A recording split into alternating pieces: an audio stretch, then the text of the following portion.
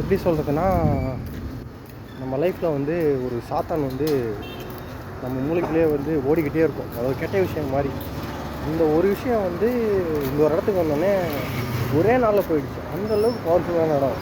எப்படி சொல்கிறேன்னா, கெட்டதோ நல்லதோ நம்ம யார் மூலமாக வந்து நம்மளுக்கு எஃபெக்ட் ஆகுதுன்னு பார்த்தா மனுஷங்க மூலமாக தான்.